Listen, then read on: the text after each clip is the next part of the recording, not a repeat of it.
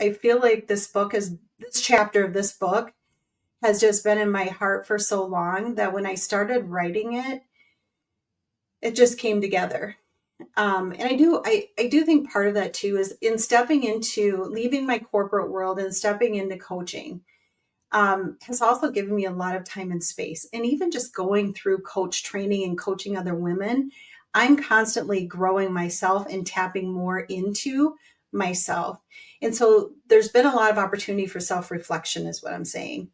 And so when it came time to write it, it was just ready. It was just ready to go. Yes, most definitely. I think it's given me a more positive outlook on where I am today. It's given me the courage to go out and seek more.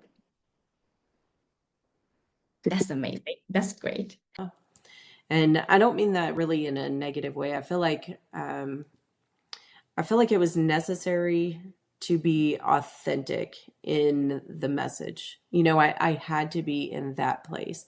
And so kind of reliving some of that and almost apprehensive because I didn't want, I wrote about my parents, and I would never want my parents to think that I'm anything less than grateful for them because they're both, they've both come through so much, and they're amazing people now. But they're part of my story and part of the reason that I am who I am. And so I wrote about them. That was difficult. I almost didn't. And then I feel like it would have been incomplete. My 12-year-old son, he started playing American tackle football this year, and he was very scared to get hit. And he kept talking about all this fear that he had and how he wasn't strong enough to go out there and play football with the big kids. And it was right about the same time that we found out the topic for the chapter. And so I decided to write a chapter about using my fear to overcome my fear and do something great with it to show him that fear can be used as a good thing. Well, it was the details, because when you do bullet points, you don't think people need to know these other things. You're like, okay, well, there it is. But it was boring. It really didn't, it just didn't give the story life. Until my husband said, my husband reads lots of sci-fi. He's he reads all kinds of things. And he said, I think he was so kind. He said, I think it just needs some detail with some feelings and some life into it.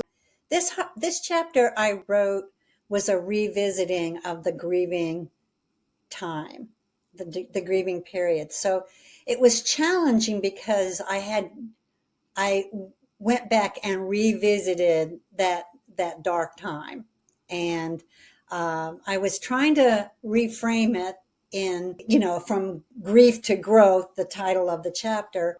But there was some tough times there. There were still some tears.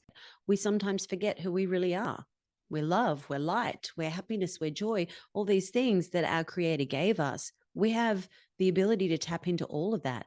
But sometimes we don't, because we get so locked in with all the trauma and the stuff that we experience. And that's what I went through. And I wanted to make sure that other people didn't suffer for the same amount of time that I did.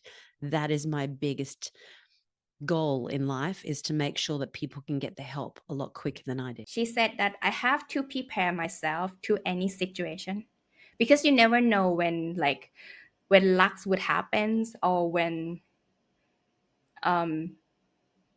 magic moment would happen for you to go further in the future, or someone would see you in the light spot. But even though you're able to grab those moments in life, but if you don't prepare, you might not success at it. That's how I was taught growing up.